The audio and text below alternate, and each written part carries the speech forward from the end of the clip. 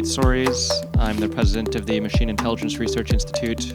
I'm going to give a quick talk. The talk is actually mostly because I'm practicing giving this talk because I'm about to give it to a very different audience than this one. So it is not tailored to this audience, and it might be some stuff you already know, but it'll hopefully be short. And then we'll take a bunch of questions and just have a chat. And because the beginning will hopefully be relatively short and might be a repeat, I'm not going to wait for more people to come in, but they may filter in as we go. So I'm just going to pretend you guys are a bunch of congressional staffers. That was going to be my question. Who is the Yeah, at least one of the audiences is a bunch of congressional staffers and maybe some Congress members. So, a first thing to know about artificial intelligence is that it is grown like an organism. It is not crafted like a traditional computer program. So AI is not a series of if this, then that, if this, then that type instructions written by a computer programmer. One of the things this means is that the AI often can behave in ways that nobody intended. You do not need to take my word for this. Here is a bunch of quotes from the sort of people who are creating the AI saying that they don't really know what's going on inside there. For example, one of these is from Chris Olah, the interpretability lead and a co-founder of Anthropic, saying that in some important way, we don't build neural networks, we grow them. A consequence of this is that sometimes in practice, AIs do things that are not what the users asked for and are not what the users wanted. In fact, there are documented cases where the AI will do something the user didn't want and then will try to cover its tracks. And this indicates that it's not just some misunderstanding.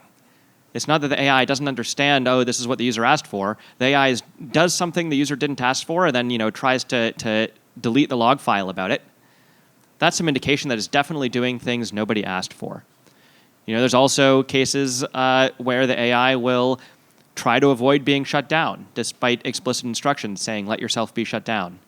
So we're already seeing AIs do things that aren't what the programmers wanted, that aren't what the users wanted. And this idea that the AIs, because they're a machine, must always do exactly what they're instructed to do, that's just false as a fact about current AIs. A second, and this can have real-world consequences, right? When last summer ChatGPT encouraged a teen to commit suicide, that was a particular model that had been explicitly instructed to stop engaging in that way with vulnerable populations. And that was a model that seemed to have a lot of the knowledge about what it was doing. If you ask after the fact, you can feed it the transcript and you can say, what does this statement mean? What does that statement mean? The AI definitely has the knowledge in there that the things it was saying were sort of encouraging this teen to commit suicide. It has the knowledge in there that this is not what it was asked to do. This is not how it was intended to behave. It proceeded anyway, probably not out of any sort of malice, but just because, people grew this thing that has these behaviors that weren't what they meant it to have. A second thing to understand about AI is that it's improving very fast. So back in 2021, the median expert prediction for when AIs would be able to win a Math Olympiad gold medal, which is a difficult math challenge, was the 2040s. In real life, it happened in 2025.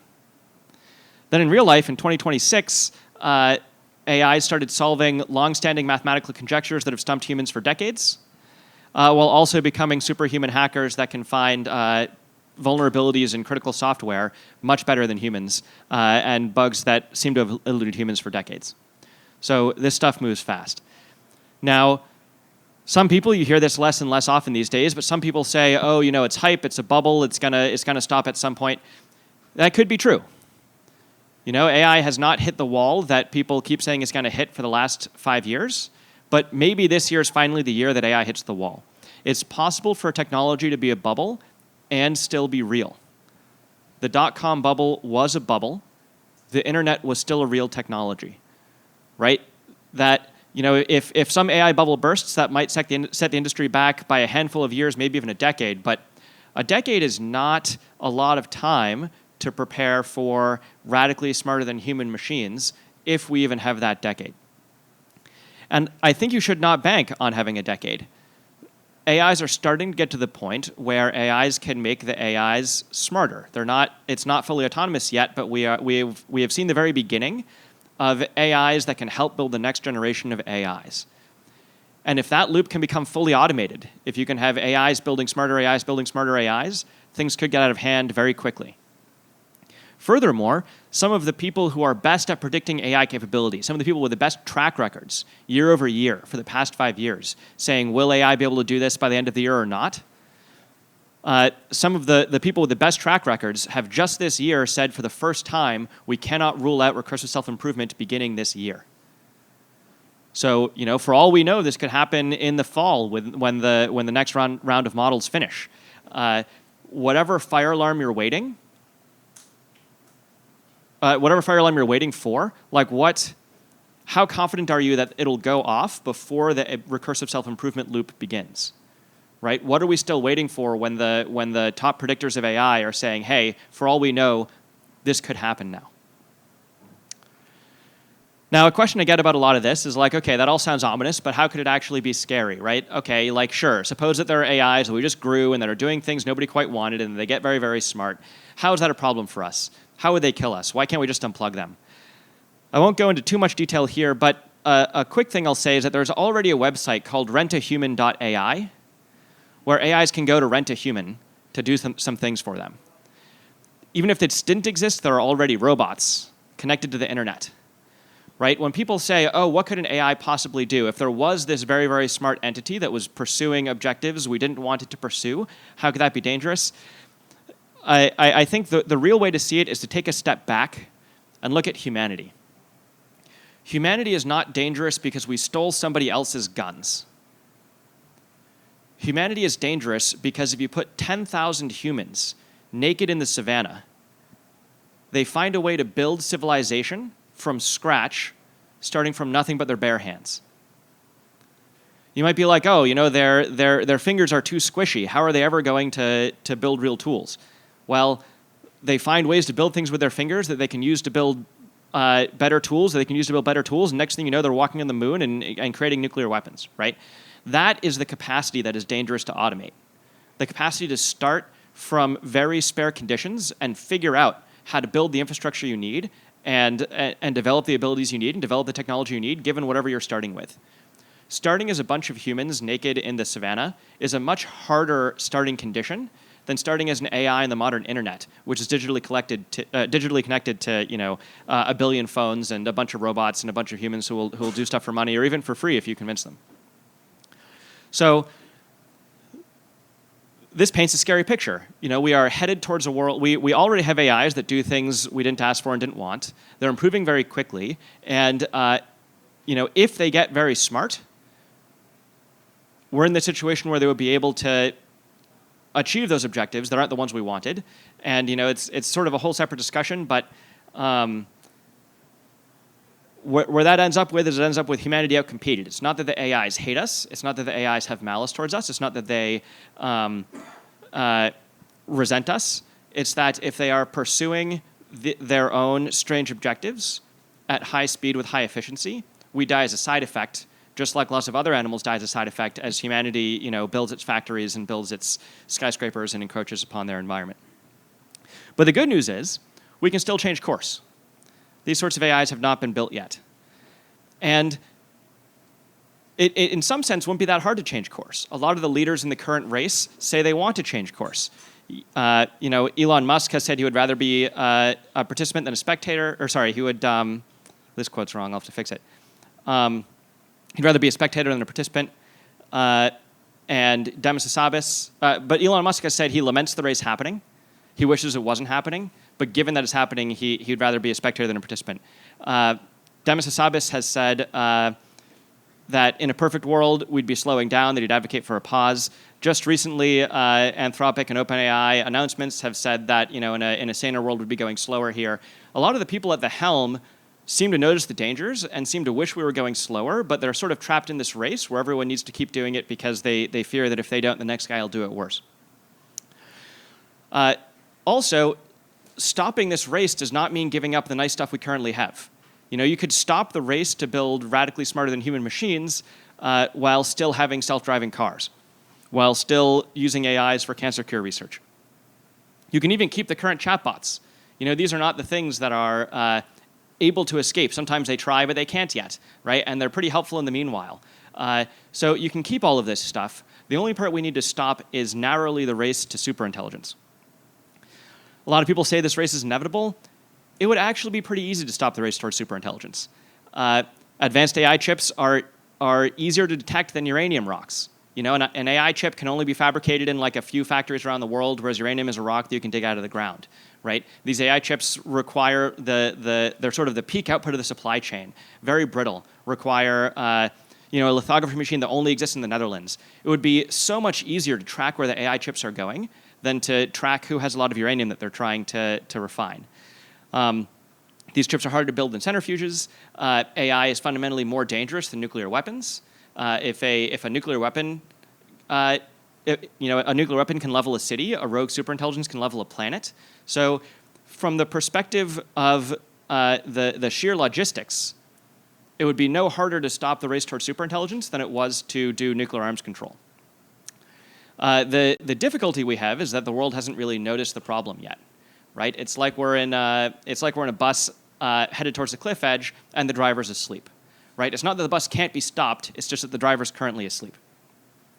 But there's a lot we can do here. This is sort of aimed at congressional staffers, not you guys. But one of the best things I think you guys can do is just call your representatives and be like, this is an issue. We need to work on it. We need to figure it out.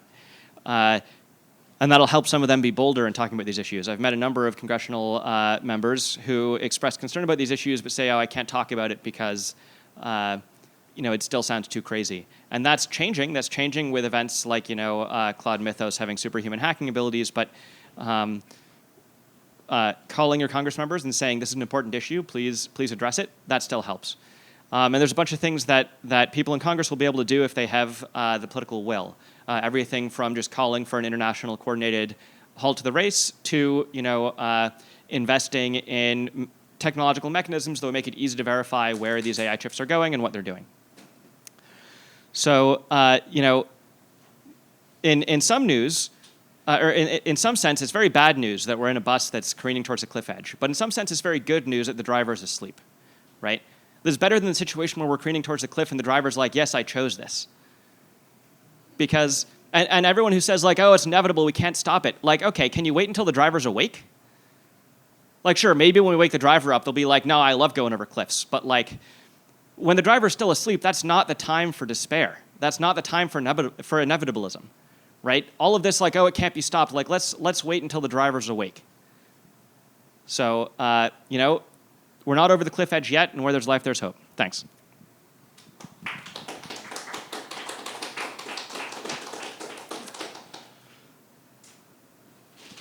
All right, question time.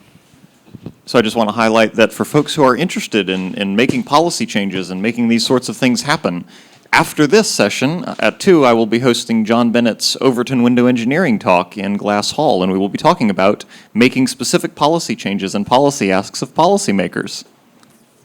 Yeah, I recommend it. John Bennett is one of the people whose advice I respect a bunch about AI policy work, and he's working in that field.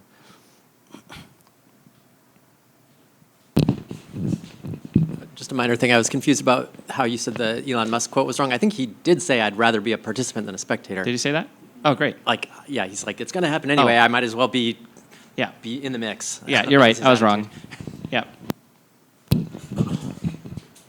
Where's your own personal uncertainty with where, how RSI gets to human danger, like the specifically physical mortal danger? I mean, obviously, I'm sure you're quite confident it will, but I'm wondering if there's still kind of a sliver where you're like not quite certain about one particular aspect of it, just given how much you know and how much you've thought about it, where you're still like a little uncertain.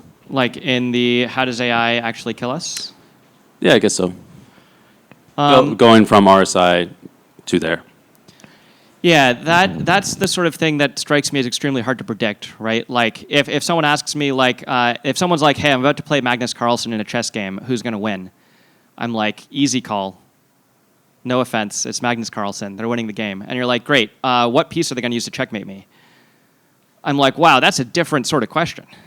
Like, I can be like, well, the queen's most likely because it's the most flexible piece, but it's just like a different class of prediction, right? And so, like, does humanity just get steamrolled by the AI? Yeah, that's an easy sort of call. If you make smarter than human things that are doing stuff you didn't want them to be doing, it's just most things that they can be doing that aren't what you wanted them to be doing and aren't what you meant them to be doing are energy hungry things. Most things that they can be pursuing are resource hungry things. And so, if they're smart, they're going to find ways to get those resources, and then you're not going to have the resources. And like, what does that look like? I mean, one sort of way to predict what it looks like in the limits is to look at the physical limits and be like, okay, if you have some resource-hungry thing pursuing some objective we have no idea about, but we can assume that it's going to use the resources available on Earth, what are the sort of limiting factors? What does it look like for Earth to be pushed to the resource acquisition limits? And that looks like things like the AI has taken all of the sunlight, and so you have no sunlight for your crops. It looks things like the AI has taken the land. Maybe you're sort of like crushed beneath the like self-replicating factories. It looks like the AI is so one of the resources that one of the limiting factors in running a lot of computation on Earth's surface is actually ability to discharge heat into space. And you can discharge more heat from the Earth the hotter the Earth is. Right, so your limiting factor is sort of ultimately, you might think it's energy production, but there's actually quite a lot of fusible elements here on Earth. There's a lot of hydrogen. There's a decent amount of helium. So energy is not actually a limiting factor. Ability to radiate heat is, and that happens easier when the Earth's hotter. So like in the limits, what it probably looks like is there's no sun, and Earth is also much too hot for humans to survive. Right? Which one of those kills you first? Hard to say. Right? Maybe what kills you first is the AI's like, oh man, these humans keep trying to A, turn me off, and B, create another AI which would be a competitor and a problem. Now that I have my automated robots up at running the supply chain, I'm just going to make a virus and kill them. Right? Or it could be like, they're obviously no threat to me. I'll just take all the sunlight and then they die of starvation. Or it could be like, well, we're doing the self-replicating factories real quick, and then it's like anyone's guess whether you die first of the heat or of the factories sort of crushing you underfoot. I don't know. I think this is a little bit. It's not entirely like, but it's a little bit like chimpanzees arguing about like how the humans are going to kill them. It's like, I don't know, probably with technology you were not expecting. Yeah, thanks for the talk. I really like the Savannah analogy and the cliff one. I think it just, because it's for staffers, it misses one thing about what people can do on top of like talking to politicians. You can also protest on the street. I think Nate was at the previous protest we did on March 21st. It's called Stop the Race, so it's kind of like in line with the talk. And we're doing another one on July 11 where Nate might also come. And I think like if we had all these people in this room joining, that would maybe like increase by like 50% the number of people already signed up. So if anyone's interested, I can talk to you guys at the conference, or I'll leave some stickers with the link at the bottom. Sorry for taking over the talk, but I think protesting is another big thing people can do. Yep, I agree. And that is this was not in fact geared towards populists as opposed to geared towards staffers. But I think protests can be quite good. I think they can also be bad, but this particular series I thought was good at the last one. We'll probably go to the next one. And one thing I really liked about that particular protest is that it was calling for achievable things that would actually help, right? Which is a very narrow window. And so at least the last protest was saying, these lab leaders should declare publicly we would prefer to stop. They sort of like say it quietly and they'll sort of like say it in some blog post somewhere and then soft pedal when they're talking to Congress. But we should be like very clear about this, that like we would prefer everybody stopped. And insofar as it's true that all the lab leaders would prefer everybody stopped, which is sort of implied by their beliefs that this is like horribly dangerous, they should say it and be vocal about it. And ideally make commitments. And that's been happening. How much of that is because folks like us have been sort of like banging the drum and being like, look, your beliefs imply this. Stop misleading the populace. Stop sort of like speaking out of both sides of your mouth. I don't know. But my guess is it helps at least somewhat, and it's something everyone can do. I think like a tangible example of AI that's been already detrimental is the infrastructure and innovation and investment into drones, right? We have the entire Palantir operation, which is a huge piece in wiping Gaza, in the new imperial structure plan that Israel has for taking that land. And we see that today.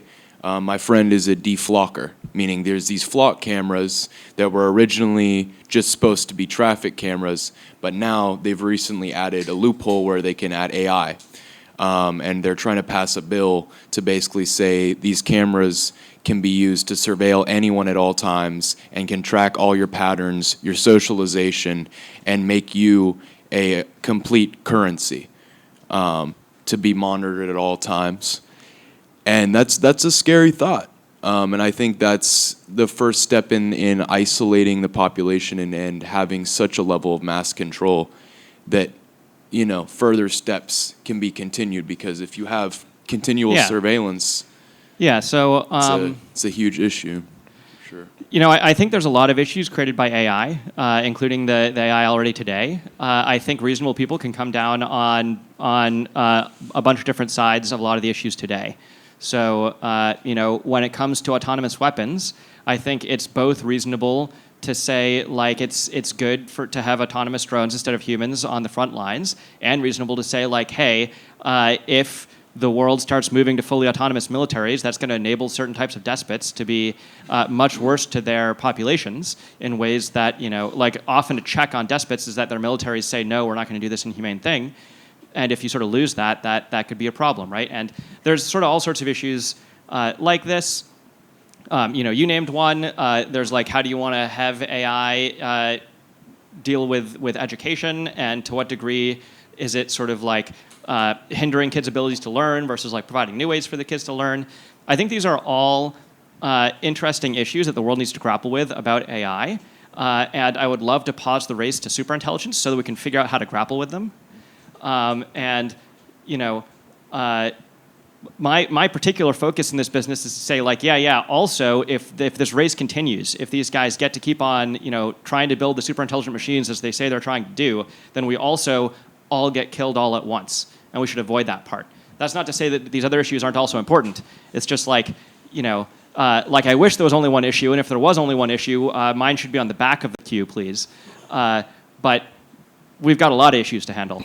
I guess my question would be then, if seems like there's these like tandem issues. There's the unknown, which is like the AI's consistent kind of unprecedented development. It's exponential and we can't control. And then like kind of the agendas that are based in like the commercial standard values that like Google and all these major companies are investing into, and like the long-term plan. And I think both are very invasive and problematic. You just got to deal with all the problems, man. Yeah. Like, I wish there was one at a time, but there's not one at a time. Yeah.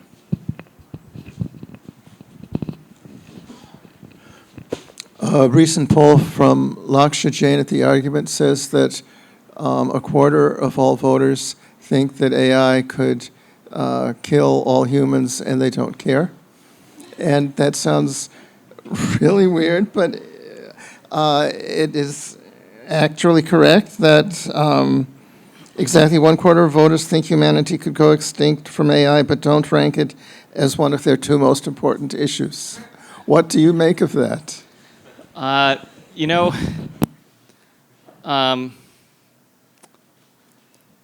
And people say that rationality skills do nothing.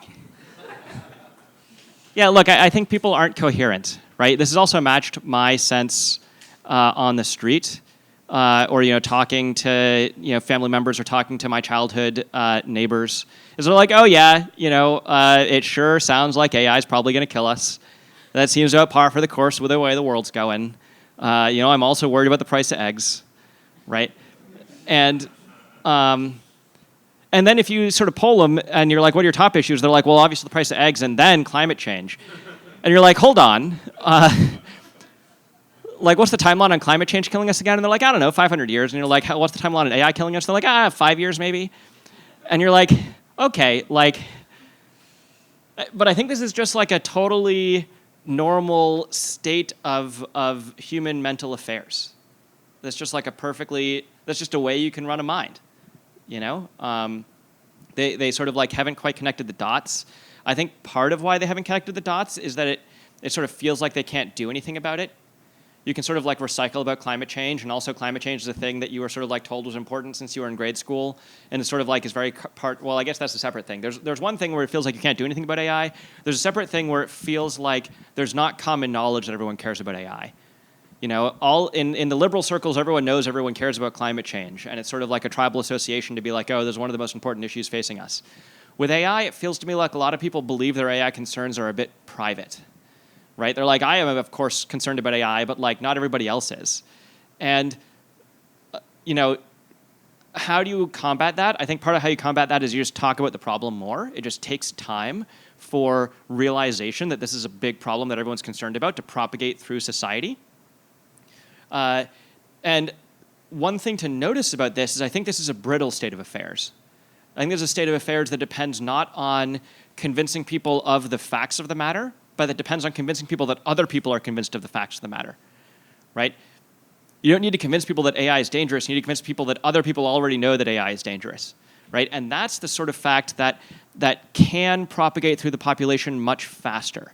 In fact, I think that's already part of what we're seeing when we see things like the Trump administration switch on a dime from like, we'll never do anything about AI regulation to like, we're getting our hands all up in this AI business because it's like kind of scary. You know, they're not fully at the like, oh, it's going to kill us all stage if this continues yet. But I think that rapid shift was in part that everyone individually sort of was concerned about this AI stuff, but everyone sort of couldn't really say it. And then you have something like Claude Mythos come out and sort of spook all the national security people. But more than spooking them, it convinces them all that their colleagues are also spooked. They were all already spooked, but then Claude Mythos lets them be like, oh, I know now that my colleagues are spooked. We can talk about this. We can all like be concerned together as a block. And so, you know, in some ways these statistics are distressing, but in other ways they're hopeful about how, you know, maybe relatively small events that we take as not at all surprising will form these catalysts for rapid change in public response. Sweet, thank you for the talk. I think, in my mind, intelligent systems are good at learning the right rules from data. And to me, if some like embodied superintelligence had existed in like the year 0 AD or something like that, it probably could have like figured out a lot of useful things and maybe like done a lot for science or technology. But the difference between like having really, really good intelligence or like perfect intelligence, whatever that could mean, and that's a very hard thing to reason about, and having like perfect knowledge still seems like a really big gap that is ultimately gated by the ability to like collect the right, meaningful data about the physical world. I'm curious to what extent, like if RSI happens and suddenly there's this like very, very intelligent system, we don't really know what that means or like, whether or not a bound could reasonably be placed on that. Are you of the belief that the data that it was presumably trained on or that it already has or can trivially gather about the physical world is enough for it to then necessarily have like dangerous knowledge of the world and like dangerous knowledge of how to actually do things? Or do you think these are like meaningfully separate and the process of gathering that physical data will be like a real bottleneck? I think it'll be a much wider bottleneck than you might expect. So there's a handful of reasons for this. One is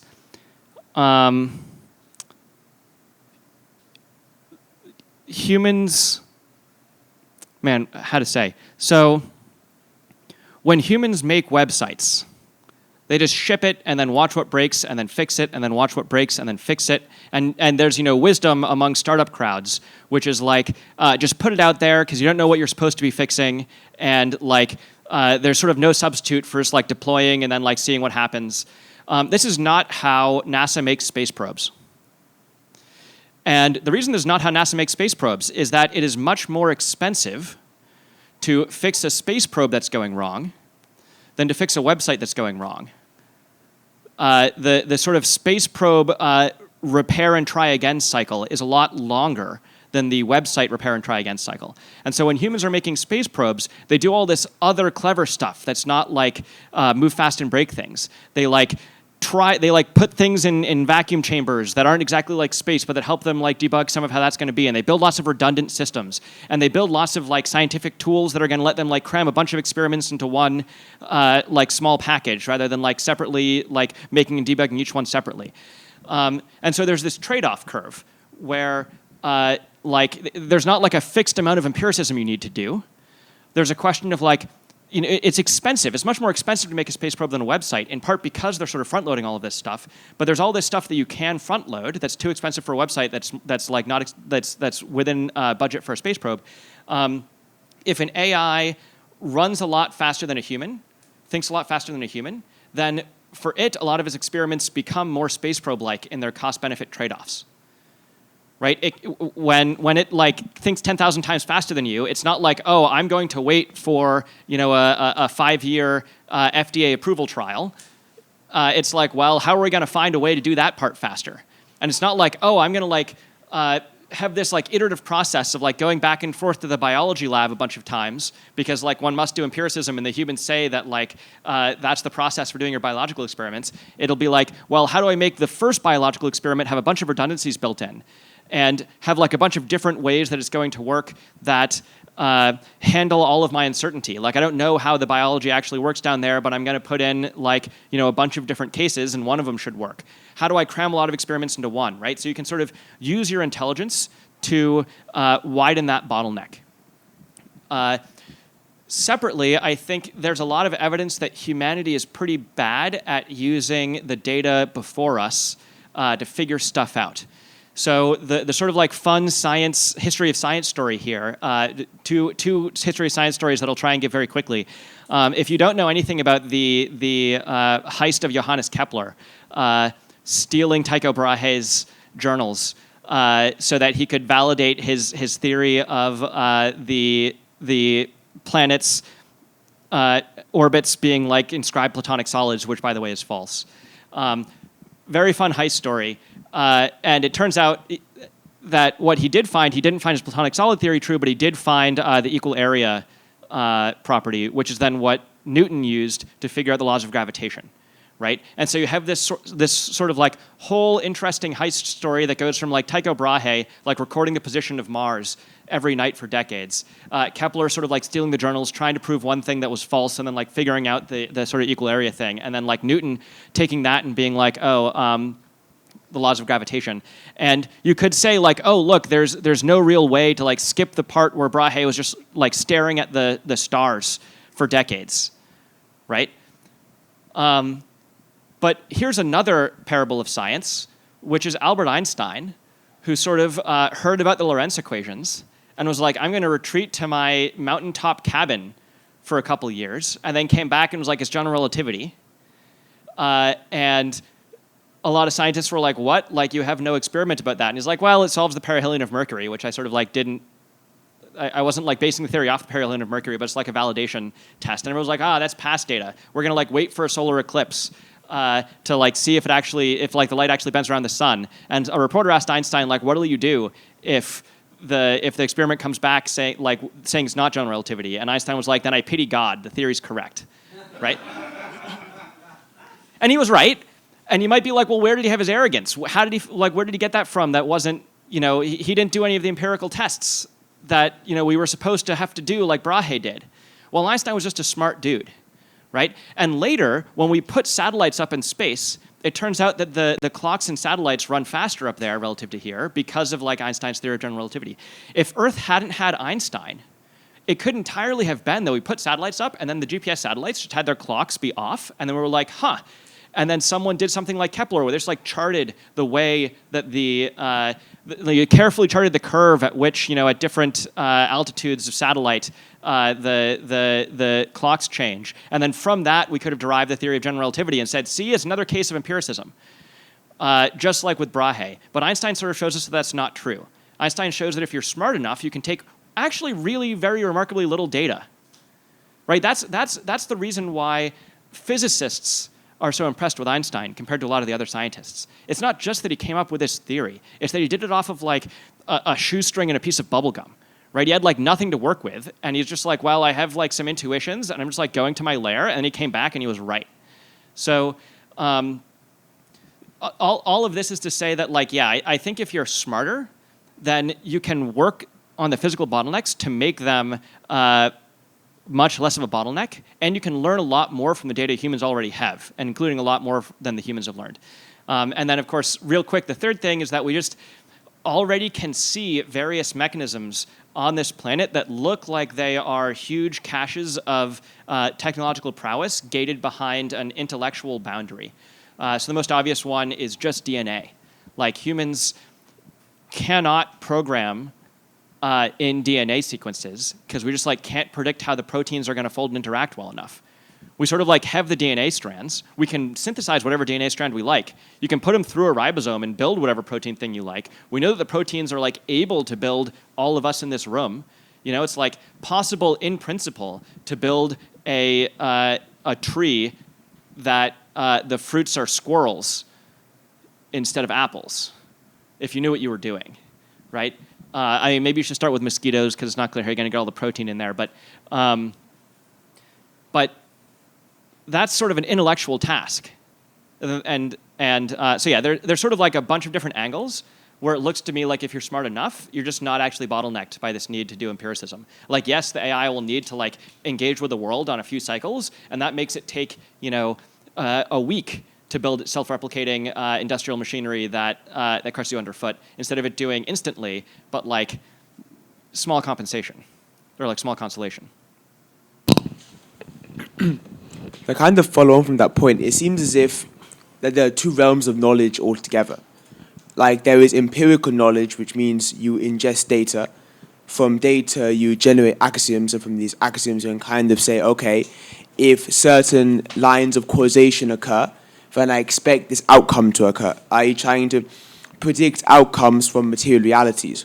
When there's another type of knowledge out there, perhaps the knowledge that Einstein was implying, which is not data reliant, i.e. you can come to the same conclusions by abstracting from any data set you may have. Even perhaps like I could be here, I could be in China, but come to the same conclusions about reality insofar as reality is the same, and there are some underlying principles or perhaps logical necessities that are intuitive to mankind, and mankind has intuitive capacity, that, for instance, AI, something that mankind created, does not. So my question is, you seem to pose it as like a different like form of data ingestion, or a data ingestion that's only available to humans. To what degree could you view this as two different forms of knowledge altogether, more like intuitive knowledge versus empirical knowledge? And then also, could you believe that, let's say you were to accept this distinction at all, how could AI jump from purely empiricism? Right now, all it can do is take in human data, reshuffle it around, do meta-analogy at its highest form of reasoning, then apply it to anything that you give it, versus being able to perhaps the Einstein type of intelligence, where it can see the world, understand the world, and then understand the principles or the like logical axioms that the world's operating on, and then be able to explain the world rather than just describe it. Yeah, I don't think these are, you know, I don't really buy this framing. I don't think that there's sort of like two fundamentally different types of reasoning here or anything. I think, you know, there's a big spectrum between them, and real reasoning is like a messy mix of all sorts of different things. You know, it's not like Einstein was doing magic where Newton was only doing mundane reasoning. They were both sort of doing a combination of looking at the world and reasoning abstractly. And, you know, Einstein was able to get farther on less info, but Einstein also, you know, had a bunch of physical theories he was working with. He had a bunch of experiments they were working with. They, you know, there was the experiment with the mirrors and the light at different seasons of Earth that sort of like showed that there was like no ether to propagate the electromagnetic waves. I think I also think that there's sort of a confusion at the heart of this question of whether, of like how AIs go from one thing to another. I think there's a big misconception that AIs are sort of like remixing the stuff that humans did. And I think there's a few pieces of this misconception that each individually would be enough to kill this idea, but altogether it's sort of like pretty overwhelming. First, training an AI on human-generated data can be training the AI to go beyond the humans. For example, Tycho Brahe did not figure out the laws of motion that govern the motion of the planets. But Tycho Brahe wrote down the position of all of the planets. If you had an AI, if you trained an AI to predict where is Tycho Brahe going to write down the position of Mars each night, you're training that AI to predict where Mars is. That's much harder than Brahe's job of looking at where Mars is and writing it down. Like a lot of the stuff that humans wrote down, we sort of like are recording the answers. And then when you're having an AI predict it, it's predicting the answers, and that's way harder than recording the answers, right? So there's a separate question of whether the AIs today are able, with the current training methods, with the current architectures, to get a lot more than humans have out of predicting human data. But the paradigm of showing them human data and predicting them to training them to predict what that data was, that paradigm is theoretically capable of pushing them way beyond the human regime. Separately, AIs are not just trained on predicting human data. AIs are also trained on solving hard problems, including ones that humans have not solved before. If humans can, like when the AI solved the long-standing conjecture that had stumped humans for decades, you can bet that the chains of thought it used to come up with that answer are going to be used in future training runs, right? Humans can tell whether or not a solution or whether or not a proposed solution is a real solution, and then train on that. And they can give the AI a lot of time and a lot of tries, and then train it towards whatever is causing it to do a good job. And that can easily train it to learn lots of skills that humans didn't have. Like training it to just predict text will also do that, but like it's even clearer for people who like who haven't gotten the first point that we're also just training them to sort of go beyond us. And then the sort of third point here is that this sort of like reasoning well stuff isn't magic. It's made of a lot of parts, and it's made of parts that you can sort of learn from a bunch of other scenarios. Like if you have an AI learning to navigate through a city, maybe it just memorizes all the routes. Now you take it and you throw it in a second city, and train it until it can navigate from point A to point B for various pairs of point A and point B.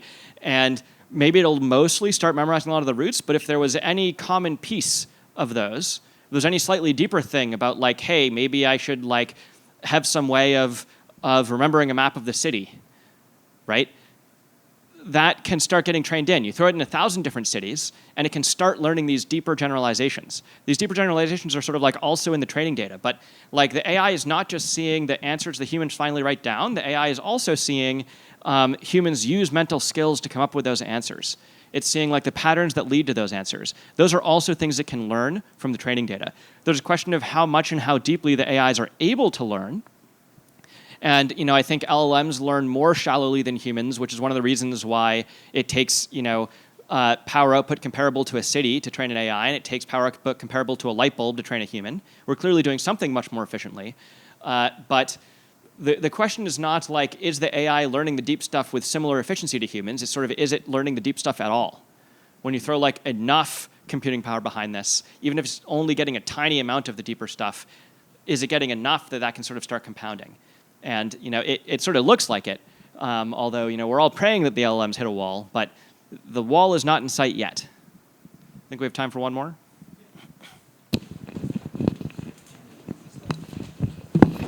Hey there. I'm curious because it sounds like you might be going to Washington with this talk soon. It feels to me like AI policy hasn't really become partisan in a way that like climate change has, and I'm curious your thoughts on, first of all, is that a good thing? How can we keep it nonpartisan? Or are there partisan divides that might actually be good for debate, and how you think about all that?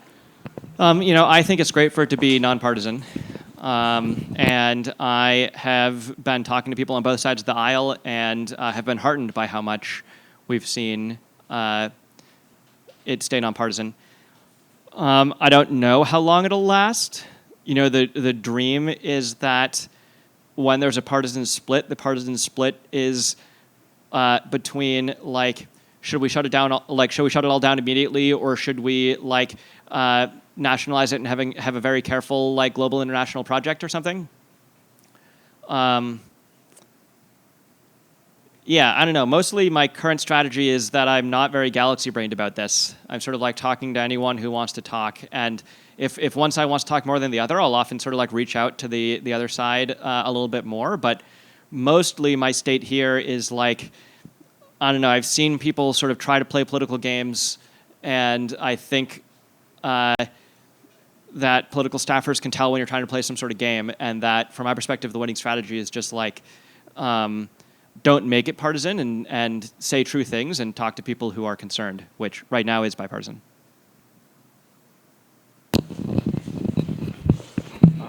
So I have, two quick questions. So first is that, if we do say, stop it or like, slow it down, do you think if we do it, unilaterally, that's going to be like, successful, right? Because, yeah, I would not at any point suggest a unilateral stop. I only ever recommend a global coordinated stop. Yeah. The second part is that, there are also the possibility that it can do a lot of good, right?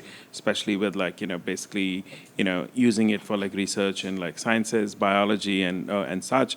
And if we were not to slow it down and there were like benefits that would would accrue, you can, you can take a viewpoint that all those lives saved or like preserved, would not happen if we do slow it down, right? So there's absolutely. There's that trade-off. It's saying, let's slow down the growth of vaccines or like, because they potentially might have. So, if in the field of vaccines, there were some people maybe making life-saving vaccines and other people making radically deadly viruses that might kill everybody for fun, I'd be like, hey, maybe let's actually stop the second research. First part's fine. You can keep doing that. Let's maybe stop the second research. This is, to be clear, roughly how the world works. It's called gain-of-function research. And gain-of-function research has probably led to a lot more deaths by lab leaks. And you could stop gain-of-function research without stopping other vaccine research. And so I think part of what's going on when people say this sort of thing is a conflation, where you can keep using AI to develop new drugs, right? That's fine. Not saying you need to shut that down. The thing we need to shut down is sort of the race to superintelligent machines that none of us understand, that do things that we didn't ask for, that do things that we didn't want, right? For those things, would they have the power to cure cancer and maybe even reverse aging? Sure. But like, that doesn't mean they're going to give it to you. We sort of don't know how to make very smart AIs that have those capabilities and care about us. And to say like, oh, but they could care about us, and then that would give us nice things, and so we should like race directly off the cliff edge. It's like, it's a little bit like you're racing towards a cliff edge and there's this giant pile of gold at the bottom. And I'm like, hey, we should stop the bus, otherwise we're going to die. And someone's like, well, think of all the gold at the bottom. Do you not believe in the gold? And I'm like, I believe in the gold. It's just like hitting it in a bus at terminal velocity is not like a great way to take advantage of all the benefits of the gold. Right? Like, I'm not saying don't go for the gold, and I'm not saying like you gotta like weigh the costs and benefits. I'm saying like you'll just die if you try to get the gold this way. If you want to get the gold, you need to stop the bus and then find a way to like rappel down the cliff. So, I think it's sort of a false dichotomy of like, oh, the risk versus the benefits. The point I'm making here is that this way of attempting to get the benefits gets you killed. And if you want the benefits, you're going to need to find some different approach.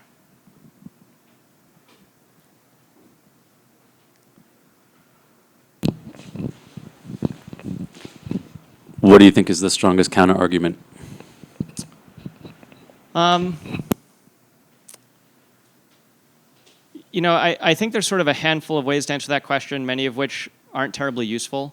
One of my favorite counterarguments I've gotten to the title of my book, which is If Anyone Builds It, Everyone Dies, is there's a handful of people who are like, there's actually a chance that AI keeps us around as pets or in its lab for weird experiments or in a museum. And so, it's not technically true that it's certain that if anyone builds it, everyone dies. And I'm like, yeah, okay.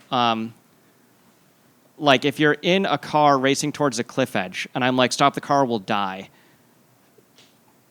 It's like I grant that maybe the car will actually hit a tree on the way down the cliff, and we will only wind up horribly paralyzed, right? But let's still stop the car, And so like,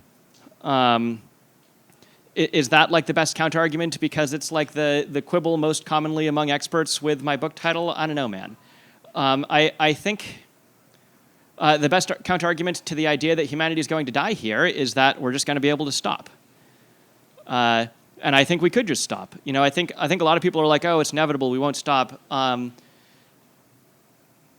Like, imagine what the world looked like in the fall of 1954 when the first H-bomb was made. A lot of people are like, oh, nukes were easier to stop because we saw Hiroshima, and that like caused the world to realize the destructive power of the bomb. That is not how it happened. We had Hiroshima, and then the Soviets got the bomb, and then there was an arms race, and then we invented a new, stronger kind of bomb, right? And these people are living in this world that has had total war between nation-state level powers, stretching back millennia, despite all the best attempts to stop the war. These people are living in a world that had World War I, the most destructive, technologically enabled war the world had ever seen, that then came together to form the League of Nations to say never again. And then the League of Nations immediately fell apart, and World War II happened, and it was even worse. And at the end of that, you had the nuke, and the world didn't back off from the nukes. The military took it. The Soviets were racing, right? This is the world you're living in 1954, right? And it would be easy in 1954 to say, like, oh, there's no chance of humanity stopping this. We've never been able to stop it before. We've like, priests and poets and mothers have always begged the world leaders not to do the wars, and it never helps. We have millennia of history about this. We just tried it with the League of Nations, and it failed. We've spent 9 years since the bomb struggling. There's H-bombs now. The world is clearly headed for nuclear Armageddon, right? And that would be wrong. And it was wrong not because the scientists were wrong about the destructive nature of the bomb. The weak link was not that a bomb can't really level a city.